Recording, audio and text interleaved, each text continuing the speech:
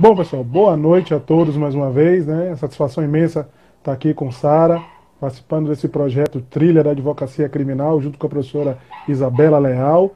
E vamos aos poucos, né, passando para vocês as nossas experiências da advocacia criminal. E hoje o tema que me é proposto é um tema bem interessante, no sentido de que eu vou dividir com vocês, na verdade, principalmente aos iniciantes, toda a fase inicial que eu passei e que talvez se assemelhe à situação de vocês nesse início, né, de caminhada. Mais uma vez, Sara, muito obrigado pelo convite Eu que agradeço. e estou à disposição. Vamos lá. Para mim é sempre um prazer estar dividindo esse espaço com o Senhor. E como eu estava dizendo anteriormente a respeito da insegurança, eu acho que a insegurança é algo inerente a todos nós, né? Eu só acho que a gente não pode deixar que ela tome conta a ponto que isso venha nos prejudicar na nossa profissão e também na vida pessoal. E aí, dentro disso, professor, eu, como jovem advogada, não vou mentir, já senti insegurança em alguns momentos. É normal, sempre que há algo novo, a gente sente aquela coisinha. E aí, eu queria saber do senhor, como que foi o seu início de carreira? O senhor já passou por isso? O senhor atravessou algum momento difícil, que isso veio até destravar em algum momento? Espero aí o seu depoimento. E é isso, vamos lá. Como é que foi o seu início de carreira? Bom, Sara, o meu início de carreira, como todo início, né? Primeiro passo a insegurança traz, porque a advocacia, você ouve direto dizendo que a advocacia você não se emprega. E o seu maior temor, né? Um salve à professora Bela, que acabou de entrar. O seu maior temor, a sua maior insegurança é como começar, como os clientes vão aparecer. Eu sempre brinco que eu me lembro da minha primeira delegacia, mas não lembro da última. Aí se você perguntar, como assim? Eu lembro como a primeira chegou, mas eu não sei como a última chegou. Porque a corrente começou a girar, né? E a partir daí foi que aconteceu a mudança. Pois bem, o que aconteceu? Eu passei por alguns apertos, né, alguns perrengues, justamente por não ter parentes. Né? Eu não tinha parente na advocacia, eu não tinha banca de advocacia, e então era muito complicado, começou tudo. Então, as minhas maiores inseguranças no início era como é que eu ia advogar, como é que eu ia colocar os meus conhecimentos em prática no início da advocacia. E isso foi um dos pontos mais importantes que eu tive, porque eu tive uma situação em particular que me trouxe muita insegurança na hora de começar a fazer a peça de um processo de júri. Hum? Então, como fazer um júri logo inicialmente, como passar por essa experiência do júri, como ficar submetido ao plenário. Então, a insegurança do júri foi muito grande. Só que o que foi que eu fiz para vencer essa insegurança, Sara e demais amigos?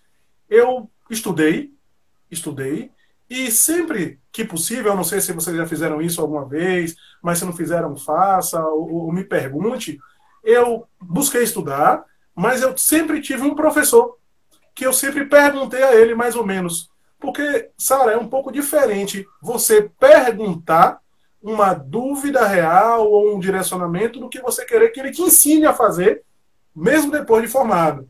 São coisas distintas. E no meu caso, eu tive a dificuldade inicial, estudante, como desde estudante que eu vinha praticando, só uma informação aqui, ao vivo e a cores, não façam isso, para quem não for estudante, eu comecei a advogar no sexto semestre. Sexto semestre. Meu Deus. Eu posso provar que eu tenho um habeas corpus impetrado no sexto semestre. Meu primeiro habeas corpus impetrado no TRF. Eu era nono semestre, no TRF. Eu era nono semestre. Eu tenho decisões que eu não era nem formado ainda, eu fiz artes, mas na época era outra. Tá? Não aconselho ninguém a fazer isso mais. Não aconselho. Mas, basicamente, eu fiz isso. E isso me deu uma cancha grande. Mas eu tive muita dificuldade. Então eu tinha sempre um professor que eu perguntava a ele, professor, o caminho é esse? E sim, Sara, acredite, até hoje tem processos que se eu tiver uma grande dúvida, eu ligo para esse meu professor. Não. Digo, professor, vem cá, eu estou fazendo isso, isso e isso. Tá certo, o caminho é esse? Ele faz, ó, seu Cristiano, tem esse e esse. Eu aí posso decidir como professor ou faço do meu jeito. Mas a insegurança, ela, às vezes, a depender do caso, assola todos nós. Independente do tempo de formado, independente de tudo, pode ser uma coisa completamente diferente e você ser surpreendido por isso. Então, a minha maior dificuldade, minha maior insegurança foi em relação ao tribunal do júri, que foi o primeiro de todos, assim, que eu tive que atuar de verdade, como proceder, o que falar, como se comportar. E deu certo, mas foi todo um trâmite extremamente complexo na minha vida, foi a questão do júri. Entendi. É muito reconfortante ouvir isso do senhor. O senhor que aí é referência, e a gente às vezes fica, como o senhor disse, creio que a melhor via realmente é estudando. Eu sempre faço isso, sempre que me ocorre alguma nova situação, eu procuro estudar, pesquisar, e aí quando nas pesquisas eu ainda continuo com aquela ponta de dúvida, aí eu pergunto realmente aos professores que eu tenho mais aproximação. Hoje mesmo eu tirei uma dúvida com Belinha a respeito de um caso que apareceu, e aí eu li bastante, só que aí eu quis ouvir a palavra dela, como já experiente, né, muitos anos aí de carreira, e aí isso já me deu uma tranquilidade, eu já me sinto firme, e aí com isso eu vou longe. Acho que estudar é sempre a melhor via, né, para todos nós. E aí dentro disso, alguns colegas perguntaram exatamente isso, como lidar com essa insegurança e a timidez. Timidez é algo que também algumas pessoas sofrem disso, né? Tem pessoas que chegam a paralisar de tão tímidas que são. Já tive colegas assim. E aí a gente queria saber do seu, como lidar com a timidez, como vencer nessa barreira da timidez. Bom, eu me sinto bem à vontade a falar sobre timidez, porque não parece, mas eu sou extremamente tímido. Sério? Extremamente tímido. Eu geralmente falo isso com as pessoas não acreditam quando me veem nas palestras, me veem aqui à frente das câmeras com vocês, fazendo lives, conversando fiado, frente de OAB, dando aula, mas eu sou extremamente tímido, Sara e amigos. Agora, eu posso falar, Cristiano, o que é que você faz? O que é que você se preocupa em fazer para vencer a sua timidez? Sabe qual é o meu segredo? Estudar muito. Porque o tímido, ele só vai abrir a boca quando realmente ele tiver certeza do que ele está falando. O tímido, ele só vai ter coragem de olhar nos olhos quando ele ganha a segurança necessária para tal. Então, a minha timidez, o meu medo, foi justamente esse. Foi de chegar no lugar e a minha vergonha me travar. Mas no momento que você está seguro no seu conhecimento, seguro no que você sabe, não deixou arestas para nada, poxa, você vai embora. Eu, antes de dar aula, a depender do assunto, antes de palestrar, eu reviso, gente. Então, Sara, o que eu digo sempre aos alunos, e digo sempre aí afora onde eu vou, você não tem como, há 5 anos de faculdade, formar e não estudar. Não tem como vocês não fazerem revisões sistemáticas dos assuntos. Não tem como, gente. Precisa disso. Você precisa olhar o Código Penal, o Código de Processo Penal. Sara, eu digo todo dia, todo tempo. Vem cá, Cristiano, você praticamente sabe o código de cabeça? Sei! Mas não me impede nada de abrir o código, só que eu abro um toque. Eu não compro nem Vadimeco. Eu abro pelo Planalto. Todo o código que eu quero, eu entro na internet, no Google, jogo lá no Planalto. Porque se não tiver no Planalto, não está atualizado. Não está atualizado. Então eu vou, olho o artigo de lei, leio, procuro saber se tem algum artigo, algum autor que escreveu, alguma coisa que mudou, faço comparativos. Então, assim, para você vencer a sua timidez e ganhar segurança, ao contrário, você tem que estar seguro. O caminho é você estar seguro e aí você passa a segurança necessária. A insegurança vem muitas vezes, Sara, da dúvida. Será que está certo? Será que não está? Será que eu sei fazer? Será que eu não sei fazer? Mas você só vai vencer isso no momento que você analisar o conhecimento. Exemplo, uma das dúvidas mais cruéis, uma das vergonhas mais cruéis que nós temos é a audiência de instrução e julgamento, sabe? O que é que eu posso fazer na audiência? Está no código. Está no código. Artigo 400 está lá. O que você pode fazer, como faz, qual é a sequência? Ninguém precisa te ensinar isso. Basta que você veja a legislação e vá seguro quais são as perguntas, definir temas. Então, para vencer a timidez, de tímido para tímidos, é só estudar e ficar seguro. Ainda está inseguro? Liga para um amigo, liga para um brother, pede a um professor. Professor, dá para você me atender um pouquinho? Assim, ó, Sara, para você entender agora, jogo rápido, pessoal. Eu estou fazendo a mentoria de um aluno meu que está com um escritório já formado, bacana o escritório dele no interior, pegou um caso criminal, ele não é especialista, mas tem uma estudante, uma advogada da equipe dele, que é criminalista. Ele fez, ó, peraí, antes de você dar entrada nas coisas, deixa eu mandar para Cristiano. Aí mandou para mim, eu estou fazendo uma mentoria. Ó, o caminho é esse. E sempre tomando cuidado, eu sempre digo o seguinte, se me pergunta, o aluno ou o advogado me pergunta uma coisa, eu digo, são sugestões. Porque somos todos colegas. A diferença é que eu caminhei um pouco mais. Mas eu nunca digo faça, eu sugiro. Eu pontuo, ó, o caminho é esse, mude isso aqui. Eu geralmente não digo nada de escrita, que escrita é particular, a não ser que tenha uma coisa muito grave. Mas para você vencer a timidez, Sara, o ideal é estar seguro do que você vai ter que fazer, seguro do que você vai falar. Não trate o processo como uma prova. Não trate nenhum cliente, nenhum processo como uma prova, aquela prova que a gente estudou um dia antes e foi para lá fazer. Esperando, olhando para o céu, para ver se caía alguma coisa divina, ou olhava para o lado e alguém ensinava. Porque você vai estar sozinho nessa hora. Não dá tempo de acessar o celular, não dá tempo de ir na coordenação reclamar porque o professor botou uma questão difícil que você não deu tempo para você ver. Então você vai estar só. Então não traga para a sua vida profissional os seus vícios de estudante. Vícios de estudante. Não traga. Não estudar cola. o processo de um dia para o outro, é aí que gera muito mais insegurança. Pegou o processo, vem estudando, você vai ter que fazer isso. No início é assim. Cristiano, você estuda muito o processo? A depender do processo, eu sempre vou estudar. A depender, eu já tenho tudo na cabeça. Eu posso hoje fazer uma audiência, Sara, se você me chamar em menos de 30 minutos. Eu pego o processo e tenho condições de olhar, de aprender da matéria. Mas você, iniciante, não faça. Não faça. Porque a tendência de você se dar de mal, de criar um problema para o cliente, e não esqueça, direito penal, você atinge a liberdade da pessoa e dá problema. Tá? Então fica a dica. Só é você estudar para ter a segurança necessária para poder fazer. Exatamente. Uma coisa também, professor, que eu sempre fiz, antes dessa loucura toda aí da pandemia, eu sempre marcava com alguns amigos de ir assistir audiências de diversas áreas. Porque aí a gente poderia estar ali vendo como o juiz se porta, como advogados experientes se portam. Você acha que isso também é uma boa via para que, aos poucos, a gente já vá se adaptando ali como são os trâmites, né? Tanto na justiça do trabalho, justiça criminal. Eu ia para tudo quanto é audiência para estar conhecendo e me habituando. Você acha que isso é uma boa opção também? Olha, assim, cada um tem uma metodologia de entendimento para chegar a uma conclusão. A aplicação de... Eu digo sempre que receita de bolo sola, então receita de bolo não é nada certo. Eu e você fazemos o bolo, o gosto pode sair completamente diferente. Um sola, o outro não sola. Mas assim, para quem nunca estagiou, para quem nunca teve a vivência, para quem nunca viu, o assistir à audiência talvez seja um ponto importante. Porque vai ver mais ou menos o baile. Eu brinco sempre que é um baile, é um jogo. Como é que faz? Como é que pergunta? Agora você tem que dar sorte de estarem pessoas preparadas. Então, se você pegar tragédias, você vai aprender a tragédia. Né? Então, o ideal é você estar sempre observando 2, 3 para perceber. Ou então pergunta, vem cá, algum lugar tem alguma noção de um juiz bom, de um promotor bom, que aí você vê como é a condução dos trabalhos. Então fica a minha dica. Cristiano, você na sua época fez como?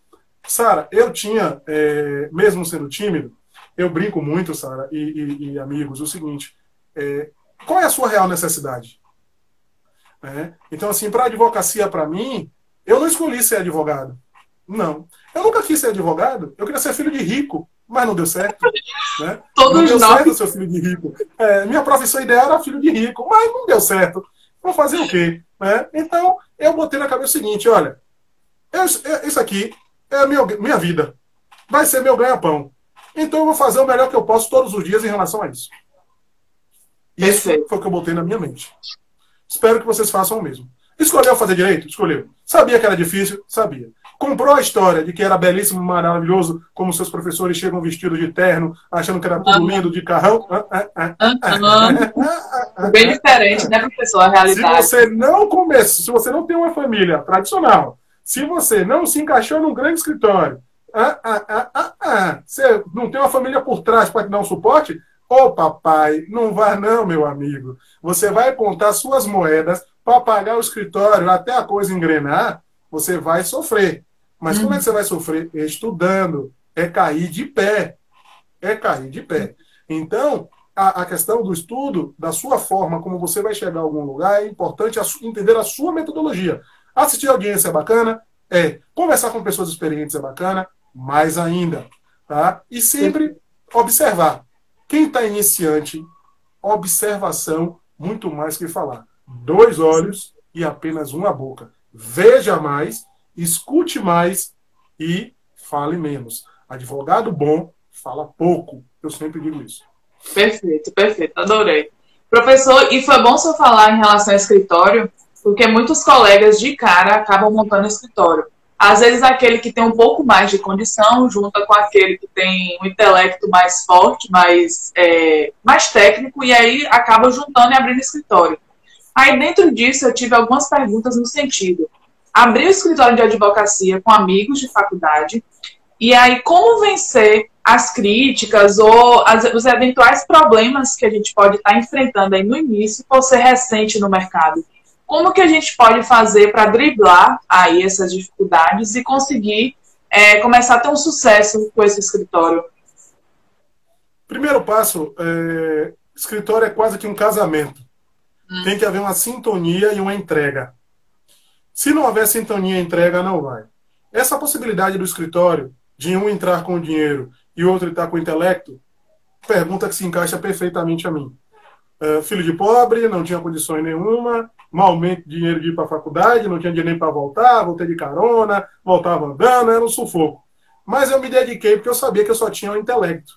Ou seja, eu sabia que o que eu tinha para oferecer era um material intelectual. Então, os primeiros escritórios que eu montei, todos foram nessa parceria. Eu era o operacional. Eu que ia para fórum na época, eu que ia para a delegacia, eu que subia, eu que descia, e eu que fazia as peças. Já os outros, eles entravam com o capital, então para eles era mais fácil. Né? Mas sempre dentro de uma harmonia. Sara, um dos grandes problemas do escritório para você vencer, eu vou dizer para vocês, é a repartição financeira. Como é que vocês vão resolver isso? Quem leva os clientes ganha mais? Vão ganhar todos iguais? Como é que ficam as despesas? Vão fazer um fundo para os clientes pagarem os honorários? R$10.000. De cada 10%, 1.000 já vai para o fundo do escritório para pagar as despesas. Então, sabe, o sucesso de um novo escritório depende, primeiramente, da organização das pessoas que vão compor esse escritório. E, segundo, como é que você vai vencer a insegurança do mercado? Primeiro passo, um toque importantíssimo, aí vai macete. Para que você quer ficar ostentando o número da sua OAB, se ela é 60 mil, 50 mil, quase 70 mil, meu amigo? Para que você quer ostentar o número desta OAB neste cartão de visita? Me diga. Para que você quer fazer isso? Guarde, todo mundo sabe que você é advogado, o número em pouco importa. Sabe por quê? Porque realmente, na advocacia, o número da ordem é importante. Fui fazer uma delegacia na segunda-feira, o delegado sentado, eu estava com mais 2 colegas, e a pessoa sendo ouvida, o réu. O delegado pegou meu OAB, olhou para mim e fez: doutor, o senhor tem cara de novo, mas já tem uma estrada. O tratamento é completamente diferente. Então, as pessoas relacionadas ao feito, elas vão saber o número da sua ordem. Seus clientes não precisam saber que você tem 3 meses de formado, 2 meses de formado, 1 ano de formado. Tire a OAB do cartão. Você não é advogado? Então, primeira dica, macete importante é: tire a OAB do cartão para você não ser surpreendido com o seu número lá, 60 mil, 50 mil. A galera formou agora, é menino novo, não tem experiência. Então, calma, o seu número de OAB daqui a 10, 12 anos será um número de OAB respeitável, aspas, de tempo. Então, toma cuidado com isso. Segundo, a sua segurança em falar com o cliente te garante. Porque eu, graças a Deus, não tive nenhum problema de perder clientes no início de carreira. Porque eu sempre fui e sempre falei o que eu sabia. Tá? Sempre eu tomei o cuidado de falar o que eu sabia. Nunca resolvi falar demais, nem prometer o que eu não podia cumprir. Então, o primeiro passo é: monte sua sociedade, deixe tudo às claras, principalmente a repartição financeira. Isso aqui é o mais importante. Como vai se dar a repartição financeira? A maioria das sociedades acabam com isso. Porque o camarada que está levando muito cliente, se ele não for um captador nato, tem o seu colega que é um captador nato. Se ele for um captador nato, ele não vai se incomodar. Mas se ele for um captador nato e ainda resolver, ele vai dizer: peraí, Eu estou pegando, fazendo só e estou dividindo para 2 ou para 3. Então ele vai começar a achar desnecessário ter você como sócio. Então, primeiro passo, por favor, é você juntar e discutir sociedade. Quanto é que vai ficar para cada um? Como é que vão ser feitas as repartições financeiras? Depois disso, de preferência, ou você faz a harmonização de todas as áreas, ou no máximo 2 ou 3 da mesma área, porque cada um pode resolver. Quando montar o escritório, mesmo que sejam de áreas diferentes, um ou outro tem que ter noção do ramo do outro, para dar um quebra-galho, para fazer uma audiência, para fazer alguma coisa. Então, a montagem do escritório, da sociedade, perpassa primeiro pela organização financeira, depois uma certa afinidade, porque vocês vão ser cúmplices de muitas coisas, certo? E aí, depois, você vai vencer tudo isso. Primeiro, tira logo o número do AB, esqueça, saia com esse número do AB, saia, novato, saia. Tá? Porque no meu cartão inicial nunca teve o número do meu AB. Eu vou tirar o meu. É pra quê? Olha, eu formei em 2007. O número é 24986. 24986, gente, há 12 anos atrás, era novato. Hoje é antiga, mas era novato. Eu nunca botei. Vem cá, quem tem que saber o número da minha B, quem é? A petição do fórum. Quando eu sou apresentado em algum lugar.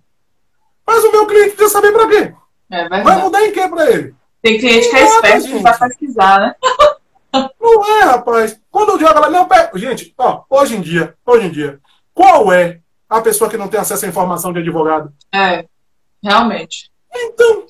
Então, hoje, na minha época, Sara, era mais fácil, porque era Saipro. Não saía nada de andamento, só mover o processo. Você podia falar o que você quisesse. Hoje em dia, qualquer pessoa vai lá, clica, pede a um professor, todo mundo conhece hoje um estudante de direito, que conhece um professor, que consulta um processo. Sim. Certo? Então vocês precisam ter essa noção básica. Tira o número da ordem, tá? Bota a cabeça no lugar, estrutura com os colegas, vê quem é o que pode, se tem um que vai segurar mais a onda num momento difícil. Repartição financeira, primeiro ponto importante. Lealdade, não quebre seu colega, receba o dinheiro e diga que não recebeu, não faça isso. Tá? E aí você vai conseguir os clientes e conseguir montar seu escritório. Tira, agora sempre isso, tira o número da ordem. Perfeito. Vou fazer isso, porque no meu cartão eu coloquei para colocar o número da ordem, mas já vou tirar. Pra quê? Perfeito. Pra quê? É verdade. Professor, e assim, agora, lembrando, gente, que eu gostaria de fazer esse adendo, porque a maioria de nós, na minha situação, eu não tenho nenhum advogado na família, eu estou galgando aí sozinha, né, a minha carreira, não tenho condição de abrir escritório nesse momento. Então, lembrando a vocês que não necessariamente vocês precisam de abrir um escritório para advogar, não é, professor? Principalmente hoje em dia, que temos aí diversas vias, tem as salas da OAB, você pode também, tem alguns colegas que têm escritórios, a gente até tratou disso na live passada, eu e a professora Isabela, mas é bom sempre frisar, porque às vezes a gente fica com aquele estigma de que para ter sucesso eu preciso de ter um escritório, só que não necessariamente. Inicialmente, se você não tem condição, não se aflinja, que hoje em dia existem muitas formas a gente está conseguindo lidar com essa situação. Seria uma dica. Inclusive, tem os escritórios virtuais, que você paga um valor mensal, tá? Eu comecei no início, eu montei o escritório, meu escritório foi montado na loja de um amigo que tinha uma associação de motos, né? E a gente montou junto. Depois a gente se picou, foi para uma cidade do interior e montou um escritório em cima da loja de bicicleta da irmã dele. Tá dizendo que foi fácil? Foi. Tá louco na cabeça? Ele pagou aluguel pra gente. Não foi nenhuma nem duas vezes, não, que o bicho pegou. Certo? Depois eu tive uma sala já em Salvador, num lugar bacana, e aí eu comecei a muito dar aula, envolvi com mestrado, doutorado, eu digo, baixe as portas, que eu estou me dedicando à área acadêmica, só fazia um pouquinho. Aí voltei a advogar pesado de novo, monta a sala de novo, monta toda essa estrutura. Eu estou imaginando, Sara, basicamente, os iniciantes que montaram a sala na pandemia. Deve estar, velho, paz de espírito e encerre o contrato. Se for o caso, encerre o contrato. Veja a cláusula. Porque você vai ficar pagando sem usar. Você não sabe como é que vai ficar daqui a 3, 4 meses. Olha, eu estou falando para vocês isso. Pense direitinho na viabilidade de encerrar. Depois você contrata de novo outra sala. Vai manter o pouco que você tem, gastando, investindo numa sala que você não vai usar? Não deve, mas realmente a sala hoje, até para vocês que são mais novos, já tem essa estrutura de UB, né? Tem o UB Salvador, tem isso, tem aquilo. Eu sou das antigas, né? A gente ainda é um pouquinho mais antigo, né? Nessa estrutura arcaica de escritório, não me importa, não sei o quê e tal. Mas vocês são mais novos, então vocês estão na outra fase. Os clientes de vocês também são da nova geração, né? Estão dessa situação aqui. O professor Rubem, nosso amigo aqui, falando do custo, né? Bem alto, né? Você tem que colocar. E os honorários, às vezes você cobra honorários altos porque advogado, Sara, para vocês que estão conversando da insegurança, tem que entender uma coisa, ó. Você não recebe salário mensal. Então, às vezes, na causa, você bota seu terno, seu alimento, seu combustível, sua sala, sua luz de casa, seu pirão. Você faz tanta coisa com honorário que se você for botar num processo só, você vai cobrar quase 10, 15, 20, 30 mil por causa. Então, nesses períodos de dificuldade, às vezes, é melhor você fazer o dinheiro girar do que você querer ficar rico com uma causa. Perfeito. Certo? Então, estruturem isso direitinho quando vocês forem montar o escritório, né? Com a questão do escritório virtual, né? E fica bem cuidado aos com isso. poucos, né? Caminhando chega lá. Como eu estou dizendo a você, eu passei várias dificuldades para montar escritório. Eu não montei um escritório, não, Sara. Olha, rapidamente, me dê um tempinho. Ó. Eu lembro que eu montei um no sexto escritório, semestre, na Rua do Ouro, na Avenida 7. Deu ruim. Deu ruim. Depois a gente montou um em Brotas. Deu ruim também. Depois montou em São Cristóvão. Deu ruim também. Foi para Camaçari. Deu ruim em Camaçari. Depois montamos em Dias d'Ávila, ficou. Depois montamos outra aqui na Saúde, ficamos com 2. Depois mudamos para outros prédios e tal. Mas foram no mínimo para coisa, assim, bater certo e andar. Foram no mínimo 6 escritórios aí. E tudo correria. Gente, eu montei um escritório na casa de um amigo, que era a frente de rua. A gente isolou a frente da casa dele. Ele começou a morar só no fundo. E o quarto da frente a gente abriu como se fosse um escritório. Não pagava aluguel. A gente só pagava a luz e a internet. Entendeu? Então, assim, eu tô falando o que eu passei, Sara. Tá? Tem pessoas que começam em um patamar maior, que podem montar a sala e tal. Então, eu tô falando o que eu passei. Certo? Formei com a roupa do corpo e só isso aqui, ó, a mente. E como eu disse a vocês no início, o curso de Direito, para mim, cada vez que eu fui para a sala, foi um prato de comida. Sangue no olho. Um prato de comida. Toda vez que eu fui para a faculdade, aquilo ali para mim era um prato de comida para quem estava com fome. Então, isso eu deixo para vocês.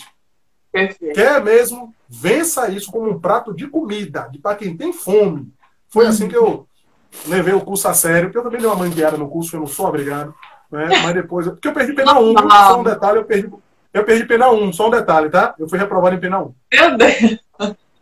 Imagine. Mas vamos lá.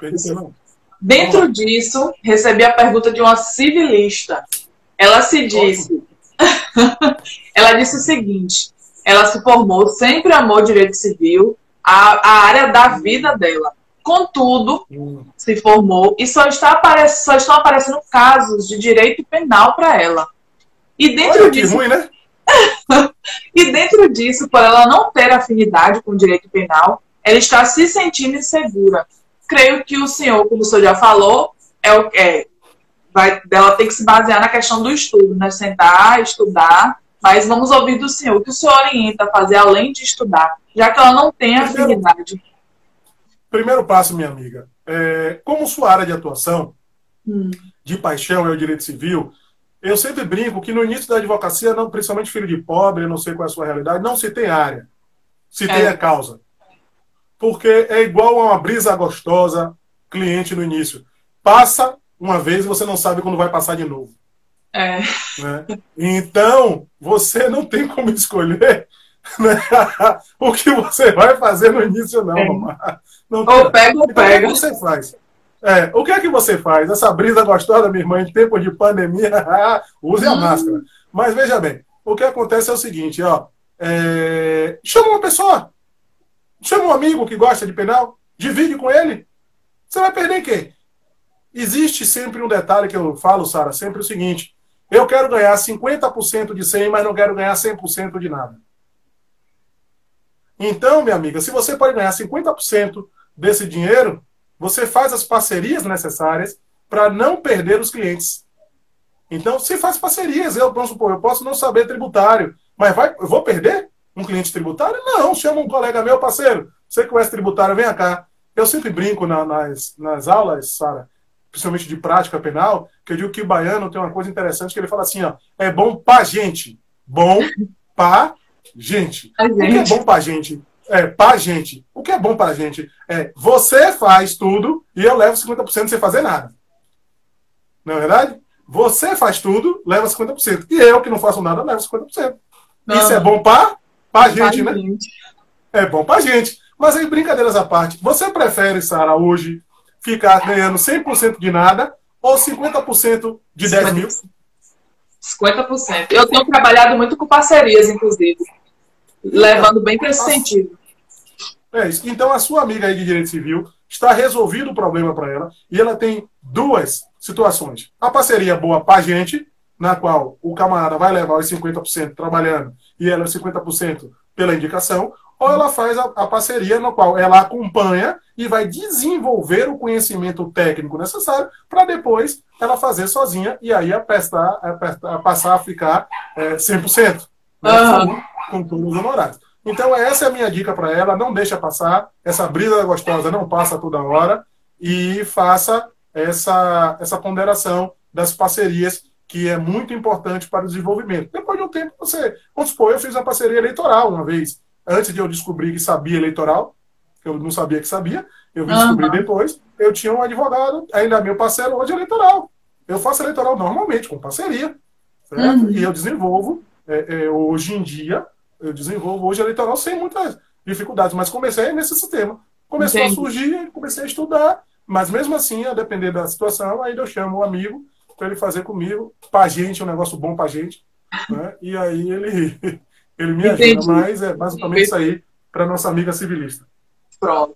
E de início, assim, também é bom até para que a gente descubra qual realmente, como ela disse que é civilista de coração, né? Então ela já sabe a área de atuação que ela quer. Mas, na maioria, a gente acaba sendo mesmo generalista, né? Não é bom, contudo, início de carreira é isso aí, pegando de tudo um pouco e aí o mercado vai levando, né? E aí, professor, outra situação que eu ouvi bastante é a questão, assim, alguns advogados iniciantes sentem-se, como é que eu posso ver aqui? Só um momentinho, deixa eu dar uma pescadinha aqui que eu anotei. Vamos lá, pronto. Sentem-se inferiores, naquele sentido de que, por ser iniciante, não ter experiência, e aí diante de advogados que já têm uma carreira sólida, advogados que já têm uma vida, né, na advocacia, esses jovens advogados sentem-se inferiores. Como é que o senhor orienta que a gente consiga lidar com isso, com essa situação de inferioridade? Eu, particularmente, nunca senti isso, mas tem quem sinta. Primeiro passo de tudo é a carteira que ele tem, você tem. Exato. Se ele é advogado, você também é. A lei que ele estudou é a mesma lei que você vai estudar. Detalhe, né? Você pode estar mais atualizado do que ele, porque as mudanças são atuais e você formou há pouco tempo. Então, medo de quê? Medo de quem? Bom, já que eu tenho certa experiência com isso, meu primeiro júri como advogado, eu fiz um como estudante e fiz um como primeiro advogado. E no dia que eu fui fazer o júri, eu fiquei sabendo depois que o estagiário do MP falou para a promotora: promotora, fica tranquila, o advogado tem 5 meses de carteira da ordem, que vocês estão falando aí, o medo da amiga. E aí eu, com 5 meses de carteira da ordem, fui e ganhei um processo no qual tinham 5 réus, 3 advogados experientes perderam, e o meu, dos 5 meses de formado, com a carteirinha na mão, fui e ganhei. Esse júri é até hoje conhecido lá no Rui Barbosa, na vara do júri. Até hoje eu sou reconhecido por esse júri, e já fazem mais de 10 anos. E eu tinha 5 meses de formado. Então, de novo, medo dele, a promotora já tinha mais de 15 anos de júri, eu tinha feito um e fiz o outro. Foi o que eu fiz. de novo, parece ser, Sara, perdoa também para quem está assistindo, uma caixinha de ressonância, de repetição. Sabe quanto tempo eu estudei para o júri? 8 dias. Peguei o processo, li, reli, reli. Fica um toque para vocês também aqui. Assim, eu sou professor há muito tempo já, Sara, e posso dizer isso. Me surpreende, às vezes, vocês no estudo de faculdade, de processo, que vocês não fazem anotações em papel, ou não fazem anotação no notebook. Gente, você tem que pegar o processo e anotar os pontos principais. Então você não vai ter medo de um advogado experiente se você lê o processo todo e sabe qual caminho que você vai seguir. Só é você definir a técnica que você quer, definir o que você quer comprovar e ver no processo se você tem os elementos para isso. Se você tiver, pode vir o Papa, pode vir quem vier. Você tendo conhecimento do processo, acabou. Porque se tiver lá um processo de roubo, tudo que ele souber de roubo é a mesma coisa que você sabe de roubo. Se você correr atrás. Exemplo clássico, para fechar mesmo com essa história. Eu advoguei, claro que eu já perdi, mas para vocês terem ideia como funciona, eu fiz um crime, fiz uma queixa-crime em uma situação até relevante aqui, e do outro lado tinha um professor de faculdade que eu ensinava, da mesma faculdade, sendo que de advocacia ele tem que eu tenho de idade. De advocacia. Quando ele chegou, eu levantei para complementar, o juiz levantou para complementar, porque o cara é uma sumidade. Eu sentado, depois cumprimentei, eu chamava ele de mestre em audiência. Às vezes o cliente até ficou estranho, não, o cara tem minha idade, é meu colega de faculdade, mas o cara tem minha idade de advocacia. Pois bem, então, cheguei na hora H e ganhei dele. Porque eu estudei o processo e eu estava muito mais preparado. Porque não tenho medo, às vezes, do advogado experiente, porque ele peca por uma coisa: excesso de confiança. Excesso de confiança. Aí entra a sua insegurança. A insegurança é melhor do que a confiança. Porque o excesso de confiança faz com que ele não estude e não se dedique. A taganha. Você, na insegurança, vai se dedicar para quê? Para se tornar seguro. Sim. A segurança se torna em insegurança. E a insegurança se torna em vitória. Pense nisso. Perfeito. Aí, dentro disso, professor, acho que o senhor já deu até a resposta, mas eu recebi a pergunta de um aluno que me deixou bem, assim, sensibilizada. Ele disse o seguinte, que ele é de família muito simples, não tem condições para estar custeando, que a gente sabe que a profissão de advogado é uma profissão que nos exige tem um código de vestimenta, né? Querendo ou não, a gente tem que estar sempre arrumado, alinhado. Infelizmente, essa é a nossa realidade. E aí ele trouxe isso. Como que ele poderia lidar com essa situação, já que ele não tem condição de estar comprando bons paletós, não tem carro também, e aí ele se sente diminuído por conta disso. E por conta até do posicionamento de alguns colegas também. E isso me sensibilizou muito ver essa pergunta dele. Eu quis trazer aqui para o senhor, para que o senhor dê uma injeção de ânimo aí. Eu creio que ele deve estar assistindo. E aí é isso. O que é que o senhor tem a dizer? Bom, meu nome é Cristiano Lázaro Fiuza Figueiredo, meu amigo. Formei em 2007. Fui para a faculdade com o sapato descolado, preso na calça jeans, porque não tinha outro. Saía de casa meio-dia, voltava meia-noite e bebi muita água porque não tinha dinheiro para fazer um lanche. Comecei a usar o terno de uma loja, camisa, que a gente chama confraria, bem baratinho, certo? Andava de ônibus e, brincadeiras à parte, eu fazia sempre o seguinte: eu andava com um código na mão, porque como eu sou negro, eu dizia que de terno e o código era a Bíblia. Então ninguém dizia que era advogado duro, que era um pastor. Nada, só a nível de brincadeira, eu sempre falo isso e é verdade. Então andei várias vezes de ônibus dentro de terno. Aí, ó, Neto Leão fala que eu conheço essa época. Assim, o bom de você falar a verdade é que tem pessoas que participaram desse momento. Sim. Meu primeiro nó de gravata foi dado no salão dele, por uma cabeleireira que eu fui lá para ela dar meu primeiro nó de gravata, pra você ter ideia, porque eu não sabia. Então, meu amigo, é realmente difícil, é complicado. Nós ficamos com um peso muito grande e conversava muito. É um peso muito grande nas costas, essa questão social que aflige nós todos que formamos em direito. Realmente, você é tratado muito no direito pelos ternos, mas fica a dica importante. No início, meu amigo, eu não vou dizer onde eu comprava, mas eram os ternos que eram complicados, né? Eu sempre tive bom gosto, nunca tive dinheiro, né?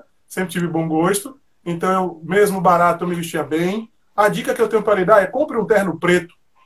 Que é Compre um coringa. terno preto, um sapato preto e camisa de cores variadas e umas 3 ou 4 gravatas. Todo dia estará arrumado, todo dia estará com uma roupa diferente. Esse que vos fala fez isso, certo? Então, depois, passei muito aperto, muito perrengue, esperei promoção para comprar terno, mesmo nessas lojas mais baratas. É o que você tem que fazer. Mudar a sua realidade inicial você não vai conseguir. Você pode mudar a sua realidade futura. Não. Você vai ter que administrar. Então, eu estou lhe dizendo, tudo que eu passei não foi fácil. Essa questão das pessoas olharem para você diferente na sala de aula, eu passei muito por isso. Tá? Não foi nenhuma nem duas vezes. Tanto que eu formei, por que pareça, eu fiz mais amizade com meus colegas de faculdade depois de formado. Imagina. Porque durante a faculdade eu era super insuportável. E também eu nunca gostei de ser tido como bobo da corte, nem gostei de ser apontado. Então eu era, às vezes, até meio grosseiro na forma de tratar, porque as pessoas achavam que, como eu não tinha dinheiro, eu tinha que me submeter a algumas brincadeiras ou algumas manias, e eu não aceitei. Então aí criou um problema, fiquei muito antipatizado e tal, mas a gente trabalha nisso, certo? Então fica tranquilo, dói, você vai chorar, vai se desesperar, vai olhar para o lado e vai ver aquele seu colega já com um terno bonito, um sapato bacana, um carro na mão, mas de Cristiano para você, use isso como um combustível que eu utilizei. Toda vez que eu tive uma dificuldade, eu coloquei no livro e falei, eu vou vencer. Eu vou vencer. O mundo pode dizer, acertaram me matar, mas esqueceram de dizer que eu não queria morrer. Então, leve isso para você. Juraram me matar, acertaram matar você, mas sempre diga dentro de você, eu não aceitei morrer. E você vai conseguir vencer. Perfeita a colocação. Eu até no momento eu respondi a ele e eu disse a ele que assim, toda caminhada é difícil, também hoje em dia a gente é muito bombardeado com muitas informações, alguns advogados até, algumas pessoas que mexem com marketing jurídico, às vezes costumam passar, eu creio que uma ideia um pouco falsa de que a advocacia no início é fácil, de que o sucesso vem logo, e isso às vezes acaba nos afligindo como jovens advogados e principalmente as pessoas que têm a origem mais humilde. Muitas vezes isso afeta até o psicológico mesmo da gente, porque a gente fica naquela, meu Deus, só eu que não consegui, só que eu sempre digo, calma, um passo de cada vez, eu tenho isso comigo, eu também não sou de família rica, mas eu busco sempre mostrar o meu melhor, mostrar o meu potencial e jamais baixar a cabeça, né, professor? Sempre tratar de igual para igual, respeitando a história de cada um, mas jamais você deve se sentir diminuído porque das opiniões alheias ou que as pessoas falam de você, enfim, eu sempre fui assim. E nesse sentido, professor, eu vou partir para um outro tipo de pergunta. Uma aluna perguntando a respeito de cursos de oratória. Se fazer cursos de oratória seria uma boa via para estar vencendo essa insegurança. O curso de oratória vai ensinar você a fazer algumas ponderações importantes acerca do tom de voz e como se comportar. Sara, de novo, sendo redundante mais uma vez, me permitam mais uma vez ser redundante. Eu só falo do que eu sei. Com certeza. Para eu falar bem, eu só falo do que eu sei. Se mandarem eu falar de uma área de direito que eu não tenho conhecimento, por mais engraçadinho que eu seja, todo mundo vai sentir que está um saco vazio ou uma carroça fazendo barulho. Então, o curso de oratória vai te dar algumas técnicas de falar, mas o conteúdo ele não vai te ensinar. O conteúdo vai continuar sendo seu. Todo curso, todo aprimoramento, ele é bem válido. Ele é bem válido o aprimoramento. Mas, nos casos de advogado, sempre tenha a consciência que você pode tomar milhares de cursos. Sem o conteúdo, você não vai caminhar. Tem gente, Cristiano, que vai fazer sucesso sem estudar? Vai. Sim. Vai, sim. Vai. Ninguém está dizendo que todo mundo... Porque senão parece um estelionato, né? Eu vendo que se você estudar, você vai se dar de bem, você estuda e não se dá. Parece estelionato, né? Mas é verdade. Porque assim, vocês, a maioria, que não tem um berço esplêndido, só tem isso. Ou estuda... Ou estuda. Ou não vai. Já tem gente que vive de lobby. É lobista. Tem um contatos que com o lobby ele atravessa uma petição e no lobby ele resolve. Uhum. Né? Então, assim, a sua realidade como fazer o curso de oratória é importante. Cristiano, você já fez curso de oratória? Eu não.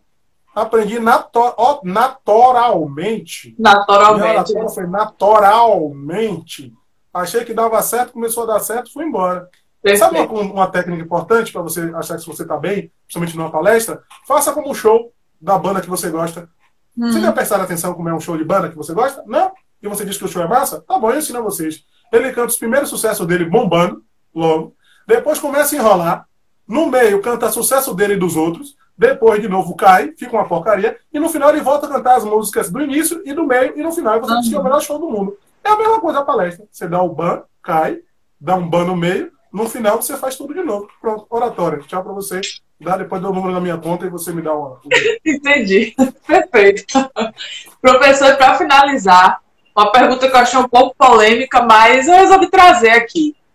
Existem alguns colegas que têm um traço que tem de ego muito forte, pessoas que têm o ego lá em cima. Sabemos que advogados, infelizmente, sofrem desse mal, alguns advogados. Inclusive, somos conhecidos, a maioria, inclusive, somos conhecidos muito por conta disso, por conta do ego.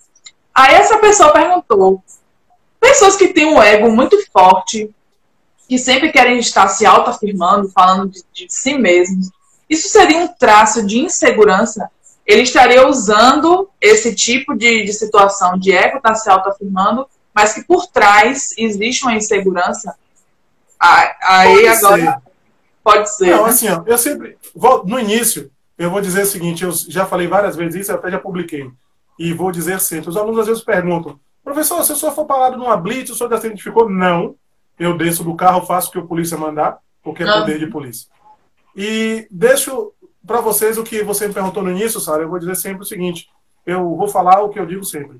OAB não é passaporte para pessoas mal educadas, OAB não é passaporte para falta de educação.